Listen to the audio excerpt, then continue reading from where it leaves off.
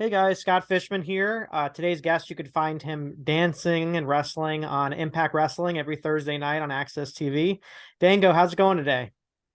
Good. How you doing, bud? Good. It seems the you just you exude fun whenever we see you out there. It seems like you found kind of a renewed love of wrestling through while wrestling with Impact Wrestling, which is probably one of your motivations for signing with the company. So take me through the thought process over the years leading up to now, where because I think at one point you were even considering if you were going to wrestle anymore or how frequent you're going to wrestle. Yeah. Now we're kind of seeing you more regularly. So talk a little bit about how, what's been influencing that decision. Yeah. I feel like when you leave a major company, you kind of go into a different route. You either kind of get discouraged and kind of maybe think about leaving wrestling, or you get motivated. Maybe get a chip on your shoulder and try to prove people wrong. Great example is Steve Macklin, what he's doing now. And you get motivated, or maybe you don't, and you just kind of step away from wrestling. For me, I left WWE after being there 15 years, started doing some independent shows, and I vaguely tweeted that I was stepping away from the ring, which I was going to get my knee repaired. And people said that I was retiring, I guess, online. So, um, yeah, so no, definitely going to Impact Wrestling, being in a great locker room with a bunch of talent that I've worked with over the years, that I'm impressed with. This definitely got me motivated for sure. What was the moment that you wanted to commit with that company? Was there a moment? Was there a match? Was there a feeling that you got one of the shows that you were working kind of on a what was that for you? Yeah, I came in October at Bound for Glory, and just walking in the locker room and running into a bunch of guys and girls that I worked with over the years, it's made me feel at home. Management, there's a lot of guys that and girls that I worked with um, for years past. So there was a guy, and management's super cool. I didn't feel like it was a toxic atmosphere, so felt like the right place, and it felt good. And they were really receptive to me and complimented me. So it felt like a no brainer. Of course, Dango's kind of, there's a lot of Fandango in there, and it's crazy to see it's been 10 years when that character kind of first was born, and you're continuing it on today.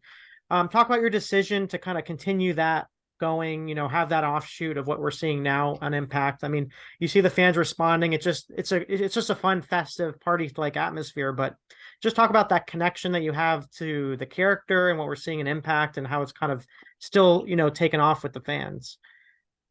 Yeah, I think coming in initially, people remembered me for that character. So I think I need to go in and play that character.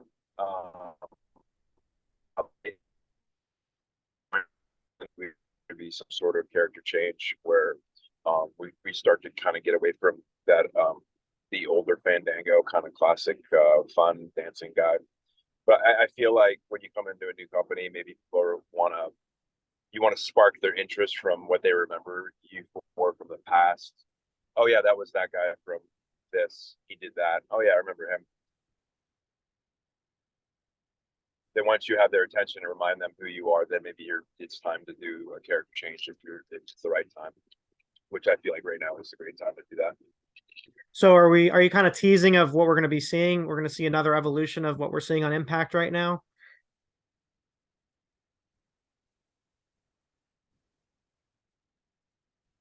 Soon, very soon. Okay. um you Sorry, there's a little delay, so it's Yeah, I very was soon. waiting. There was like so much suspense. It was like, is he? And then I don't know if you said anything else besides soon, but I think that's what we got from it. I'm just really awkward. I'm a really awkward guy. No, you're fine. um, you've connected really well with Joe Henry, who's had such a great connection with the fans. Talk about what it's been like to work with him. There's a lot of similarities. I mean, you obviously have a lot of knowledge you can pass along to him and everything like that. So how is it for you to kind of taking on that role where when you were coming up, you had those veterans that you were working with? Yeah, it's good for me to come in and kind of give him the rub from my the equity that I have in this business. But you know what, man, is he takes that digital media title a little too seriously. To me, I feel like it's kind of a prop. It's just a toy that he kind of carries around on his shoulder like it's a badge of honor. So when I do take that title from him coming up here very soon, like I said on the past interview, I think it would be ironic and kind of funny if I was to sell that digital media title on eBay, on an app, because to me you can't just make up a title like that and just carry it around. I don't know. I just feel like it's kind of phony, kind of cheesy. So How much would you say you get for it? if I sign it, I would definitely be worth a lot more, but we'll see if I decide to sign it or not. We you've committed to Impact Wrestling. We're seeing Nick Aldis. He came to the last Rebellion, and we're now Yeah. seeing Trinity also coming aboard. I mean, you talked about it a little bit where, it seems like this is the place where you can kind of find yourself again, or find something that you didn't know Yeah. was there before. Talk about what's the energy like when you see like Trinity there and Nick Aldis, and what does that bring to the table? Yeah, I just worked Nick up in Calgary a couple weeks ago for Dungeon Wrestling in the main event, and we put on a real banger 30-minute match, and it was the first time I ever got in the ring with Nick. And I've always considered him a real thoroughbred, kind of, I would say, underrated talent. I always thought he could be a big star on a really big stage. So for them to get him back in Impact Wrestling is definitely a huge pickup. Same with Trinity. Seeing Trinity, I remember her first day in FCW. I've seen her whole journey through professional wrestling, and really close with the Usos. And yeah, I mean those two pickups right there are huge. Probably two of the biggest unsigned talent to get on your roster. Not only great in-ring competitors, but just good people backstage to have around. A lot of experience to help the younger talent out. So it's just I'd say an all-around home run. And then they have a new platform, maybe to kind of come out like myself and try something new without feeling like you're going to get crucified for maybe messing something up. So Did that take some I think getting it's a used? win-win. Yeah, did that take something getting used to when you were first there? And like, did you kind of did you go in feeling that way? Okay, if I mess up, was there something that happened where it kind of reminded you that you're in a different place? It's you know what, it couldn't have worked out any better, because the two main writers in the back are two guys that have written for me in the past, as Fandango and as Breezango. So they kind of get my sense of humor, my dry sense of humor, my personality, and they're receptive and respect me in terms of trusting me to kind of grab a microphone or go backstage on a live promo, to kind of fill in the blanks, ad lib. I think it's just working with each other, creating because the talent's only good as a writer. Really, I feel that can they're kind of the medium between the office and the talent is the writer. And if you don't have a good rapport or connection with your writer, that doesn't really get you. I feel like a lot of the stuff they're writing for you doesn't translate, and you have a hard time translating the material they're coming up with you. So having these two gentlemen that work backstage, it's really made it really easy. And if you're friends with someone that's writing for you, you can have an honest conversation with them. It's like, hey man, let's try this or try that. It makes your job a lot easier, 100% a lot easier. Do you think we've seen the last of you mentioned free agents? I mean, you think we'll ever see you and Tyler together, or you or Summer, kind of have a reunion tour, maybe an Impact? I would never count Tyler out. I feel like the kid's just out of me in the ring. Kid's an unbelievable talent. He's probably only 35 or 36. He's in the prime of his career. Um, so I would never count it out. It's wrestling. You never know what's going to happen. But same with Summer. She's an absolute talent in herself. So you never know. You never know what's going to happen. So you never know who's going to be backstage. It's just like last week. So. Anyone that you would want to see come in that's on the market right now? You know what? I'm a huge Effie fan. I think it's great what he's doing for the and breaking a lot of molds. Darren Young did it too, and he's a cool dude, man. I've worked him a couple times, and he brings a fun character to TV. Have you ever seen Effie work? Oh yeah, yeah. And I saw Yeah, you. Yeah, yeah, he's fun, man. He's a fun guy, and he's a good looking guy, and um, I think his character, just how far the gay and trans community has come over the last 10 years.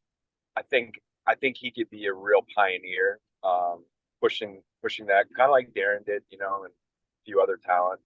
Um, I feel like it's a market that hasn't really been tapped into too much, and he's a good worker too. So I'm hoping to see someone pick him up soon, yeah. I mean, sign it, him.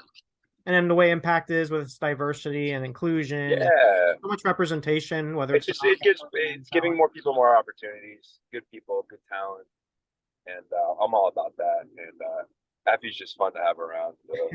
Bullshit in the locker room too. So so, Impact's been having a lot of sellouts. They've been kind of going through these smaller venues. I mean, what do you think is next step for them as this has all been a rebuilding process, from this yeah, company, eliminating the bad taste that was in the mouth of so many over the years. And now Impact has kind of been a go-to of being this reliable, great programming that we're seeing every week on Access and pay-per-view and delivering.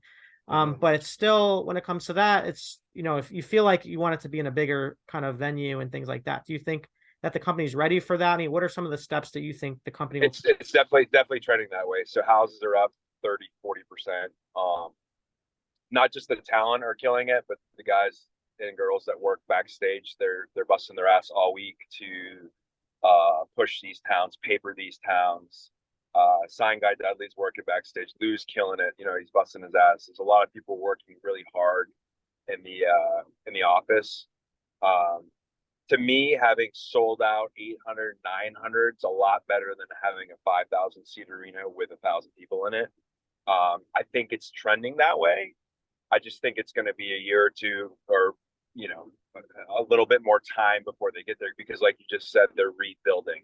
COVID put a real sleeper hold, man, on a lot of business, a lot of restaurants, wrestling. It hurt a lot of people and a lot of businesses. So I think rebounding from that. I think if you get it too ahead of yourself, um, you don't want to run a 5 or 10,000 seat arena and have to carve half of it out. And I'm gonna have 800 people on top of me that are really excited and really loud. The last 4 or 5 houses, man, have been packed. And when you have a good house and a lot of energy, the talent brings it a little bit more compared to COVID days. I remember working in front of empty arenas, and it's hard to get motivated. It's hard to get really into what you're doing. It's like being a stand-up comic and you're going out there and you're doing your jokes in front of nobody. So yeah, it's been fun, man. Just the Canadian crowds we've been working in front of, Windsor, Toronto, and I think we're going to London soon. Just I feel like they've been really over the top into the product. So yeah, no complaints. But back to your question, I feel like it's trending that way. Yes, it's definitely going towards the bigger arenas. When they're turning people away at the door, that's a good sign. No, for sure. And you mentioned working other independent shows. It seems like Impact, you have that balance where you're able to do that.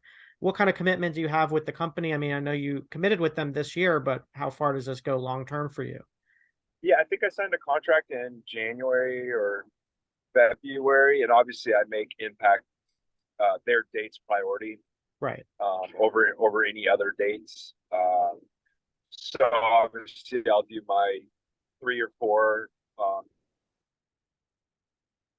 Impact dates per month, and then if I'm able to make an independent shot, which I love indie wrestling, so I try to do as much as I can. And I'm in the Northeast, so there's 20 shows every weekend in a 5-hour radius drive. So um, and that's the thing, man. Is I grew up on the indies, so I know everybody that's running. A lot of these guys I've worked for in the past, a lot of guys that I worked with in WWE are running shows now in the Northeast. So It's almost like you're scouting yeah, in so your it too.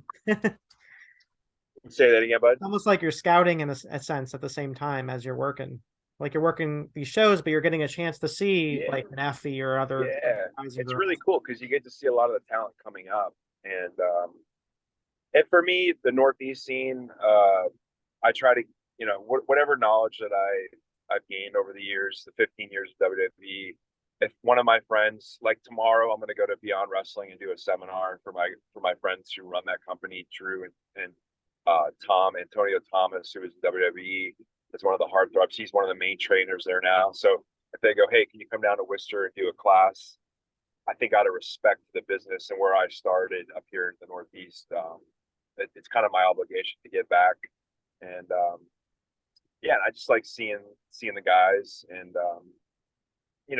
I feel like my career in the next 10 years is trending towards being a coach or a trainer in some capacity. So me doing these seminars and classes really helps me learn how to be a better coach. You know what I'm saying? Yeah. So I'm gonna And be 40 in July, bro. So I was gonna say, I was gonna say that's awesome. yeah, So much you've lived through so much, and there's so much yeah, to yeah, accomplish. I feel like I'm yeah, on an episode of Ride Along watching yeah. you driving. Where are you headed right now? I'm in a limo actually heading up to Maine. I was just looking at engagement rings in Boston. So Ah, congratulations. I'm not really in a limo. I'm in my girl's car.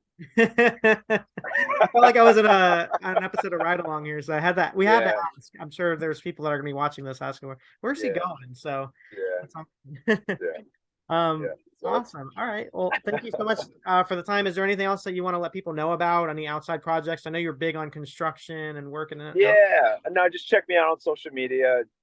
Dirty Dango Curdy on Twitter and Instagram, and I usually post when my upcoming shows are. Obviously, everybody knows what my impact dates are. Yeah, just check me out on social media, and thank you guys very much for having me. Awesome. Thank you so much for the time. I really appreciate Thank it. you, Scott. Good luck with the ring shopping. Thank you, Scott. Appreciate it, buddy.